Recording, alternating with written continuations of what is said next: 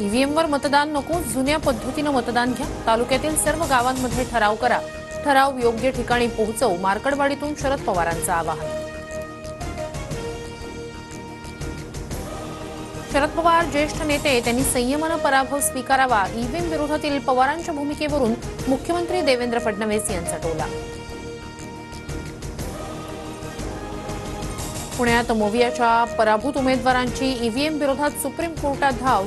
सर्व पराभूत उद्या याचिका दाखल करणार, सुप्रीम कोर्टाच्या वकिलांनाही भेटणार। हिवाळी अधिवेशनाआधी नव्या सरकारच्या मंत्रिमंडळ विस्ताराची शक्यता। 16 तारखेपासून नागपुरात हिवाळी अधिवेशन। महायुती सरकारच्या नव्या मंत्रिमंडळात कुणाची वर्णी लागणार याकडे लक्ष।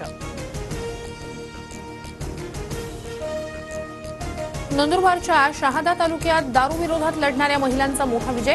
बॅलेट पेपरवर घेतलेल्या मतदानात महिलांना 612 मतं। आसोदमधील गावकऱ्यांचा जल्लोष। कोल्हापूर जिल्ह्याला अवकाळी पावसाचा तडाखा। ऊस जमीनदोस्त, गुऱ्हाळ घरांसह साखर कारखान्यांवर परिणाम। सिरियातील स्थानिक बंडखोरांचा राजधानी दमास्कसवर कब्जा। राष्ट्रपती बशर अल असद देश सोडून पळाले। बंडखोरांकडे सत्ता सोपवण्यास पंतप्रधान तयार, लष्कराचा दावा।